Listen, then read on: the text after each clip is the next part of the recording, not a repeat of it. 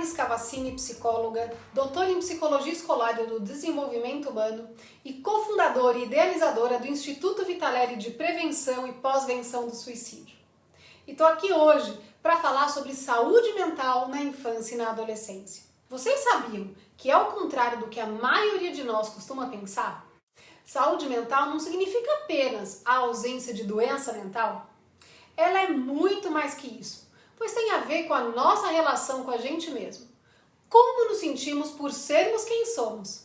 Na nossa educação é muito comum pensarmos em saúde em um contexto mais amplo, como a ausência de doenças físicas.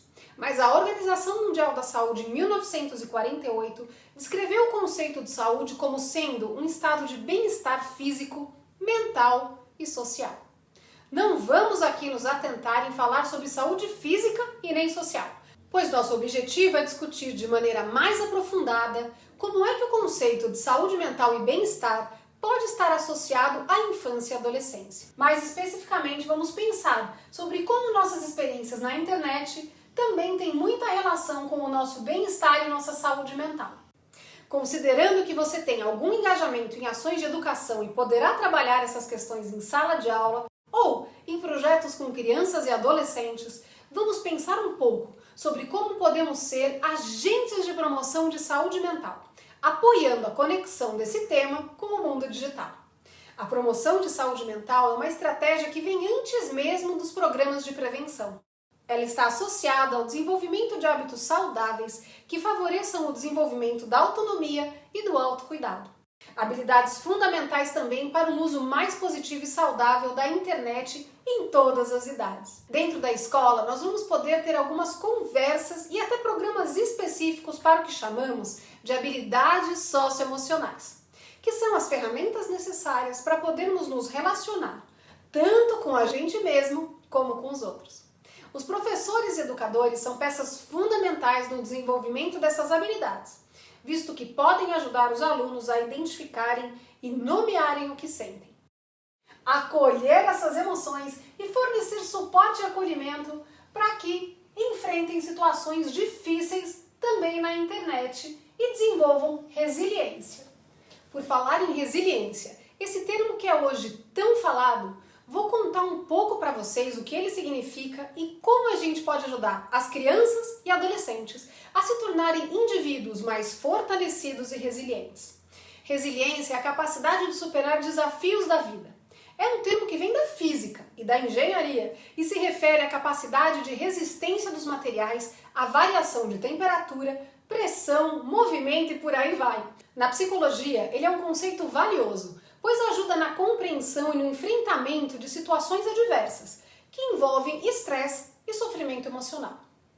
À medida que a pessoa desenvolve ou até mesmo amplia sua capacidade de resiliência, ela também desenvolve recursos para lidar com os desafios futuros, acrescentando ao seu repertório emocional a capacidade de tolerância e flexibilidade, além de aumentar o seu autoconhecimento. Um outro benefício super importante da resiliência é que ela nos auxilia a entender quais são os nossos próprios limites e a entender quando precisamos de ajuda. Ou seja, ela também favorece o nosso autocuidado. Como a internet está cada vez mais presente em nosso cotidiano, precisamos conhecer e respeitar nossos limites nas experiências que vivemos nas redes digitais, praticando o autocuidado online. Nós vamos voltar a falar de autocuidado mais pra frente. Agora, vamos falar um pouquinho sobre desenvolvimento e ciclo vital. Sabemos que a infância é um período hiper importante para todos nós. É a época da vida em que aprendemos sobre muitas coisas, descobrimos o mundo e somos introduzidos na sociedade a partir do momento que entramos na escola. Nesse período de grandes descobertas, nós também aprendemos a nomear aquilo que sentimos e somos ensinados. Muitas vezes que emoções negativas como medo, tristeza e raiva devem ser evitados. Vocês conseguem imaginar o nó que isso vai dar na nossa cabeça lá na frente? Pois é.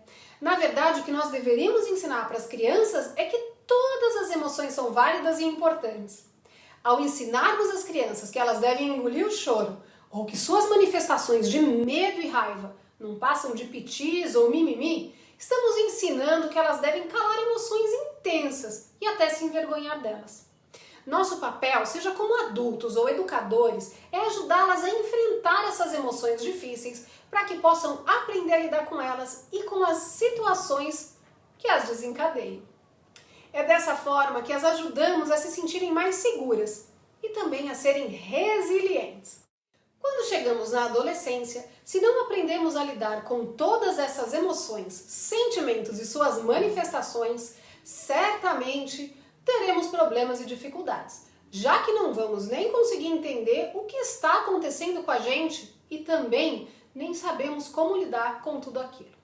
Vira uma confusão. Temos observado um aumento expressivo nos casos de depressão e ansiedade entre adolescentes, o que acende nosso alerta quanto à necessidade de estratégias de prevenção em saúde mental específicas para essa faixa etária. Se lá atrás, na infância, a gente investe em promoção de saúde mental, ao ajudar as crianças a lidarem com as suas emoções e a enfrentar as adversidades, na adolescência teremos jovens emocionalmente saudáveis. Como nesse momento precisamos lidar com as faltas lá da infância, o caminho então é de prevenção, ou seja, precisamos focar em ajudá-los a pedir ajuda e a aceitar que o sofrimento faz parte do percurso de crescer e amadurecer, mas que eles não precisam enfrentar isso sozinhos. Um desafio extra é que muitas pessoas ainda acham que a internet é um mundo paralelo, menos sério, como se as experiências vividas nas redes não fossem tão reais como todas as outras. Tudo o que vivemos, com ou sem a mediação da internet e das tecnologias, é totalmente real e intenso, do ponto de vista das nossas reações emocionais, e precisamos levar a sério essas experiências nos espaços digitais. No material de apoio desse curso, vocês encontram informações sobre depressão e ansiedade na adolescência. Há também recursos para identificar o que faz parte do processo de adolescer e quando as mudanças podem ser indicativas de sofrimento.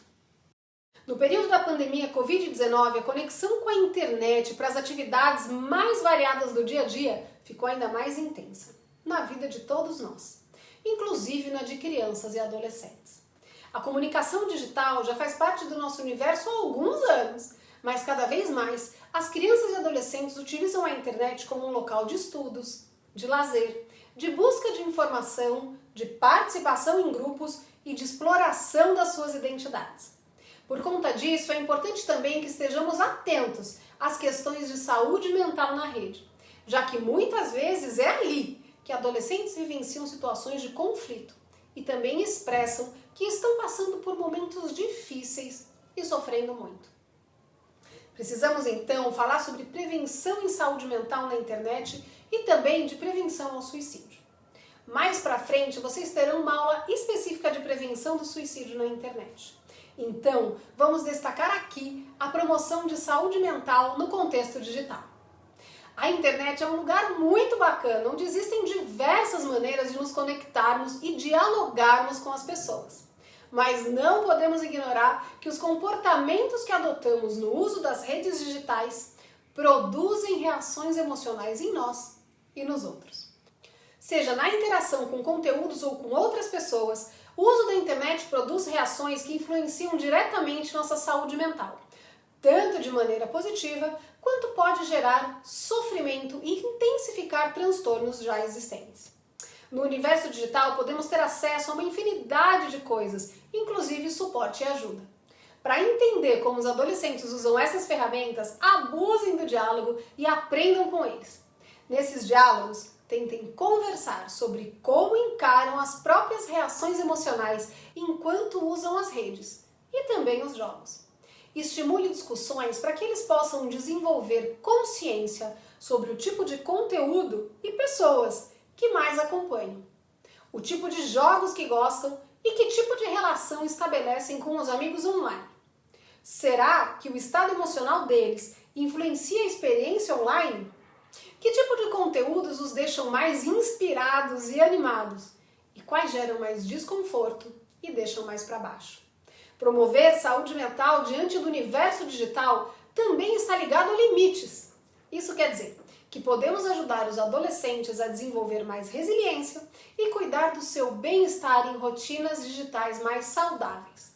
Como educadores, vocês também podem conversar com eles sobre a violência existente por trás dos desafios que viram moda, mas que podem ser extremamente perigosos.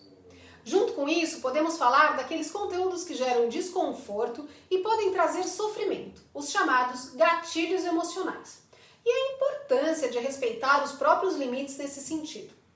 É também super importante conversar sobre ética e responsabilidade online, pois como vocês já viram nos módulos anteriores, existem muitos casos de cyberbullying. Existem também sites e páginas que fazem apologia ao suicídio, algumas com a intenção de estimular comportamentos de risco. Sempre que souber de conteúdos de apologia ou que coloquem as crianças ou adolescentes em risco, denuncie nas plataformas. Ou, se for uma ameaça de risco imediato à vida, comunique às autoridades. Na internet há também conteúdos de superação, relatos de pessoas que inspiram outras e muitos canais de orientação que ajudam a desenvolver mais resiliência diante das situações de crise. Ao discutir e refletir com os jovens sobre todas essas questões, lembrem-se de incluir aí a palavrinha autocuidado, fundamental na promoção e prevenção em saúde mental. Sem ele, nós deixamos de lado nossos limites, nos sobrecarregamos e passamos a querer dar mais conta do que é possível. Autocuidado é toda atitude que visa nosso próprio bem-estar, que nos ajuda a nos sentirmos mais seguros e amparados. Existem diversos tipos de autocuidado. Dentre eles, eu vou destacar o físico, que envolve dormir, descansar, fazer uma atividade física, pausas de desconexão das redes. O mental, que tem a ver com pedir ajuda, respeitar os próprios limites e manejar o estresse. O social está ligado a tudo o que fazemos com os outros, às atividades de lazer e coisas que nos dão prazer. E o último tipo de autocuidado sobre o qual vamos falar é o espiritual, que está ligado à meditação, momentos de reflexão, à prática da espiritualidade, que aí pode ser o que você quiser e estiver acostumado a fazer na sua religião, por exemplo, e estar em contato com a natureza. A boa notícia é que a internet está cheia de conteúdos que nos ajudam a promover os vários tipos de autocuidado. Para finalizar nossa conversa de hoje, gostaria de trazer para vocês uma reflexão sobre o autocuidado. Falamos muito sobre resiliência, nomear e identificar emoções e sentimentos, mas como é que isso se aplica à sua relação com a internet, individual e pessoalmente? O que tem feito para cuidar da sua saúde mental quando está online? Como isso se relaciona com outras formas de autocuidado que pratica na sua vida? Vocês reservam um espaço na agenda para que possam se desconectar, fazer algo que gostam e cuidarem de seu próprio bem-estar e saúde mental? Lembrem-se de que não é possível cuidar do outro se não cuidarmos de nós mesmos.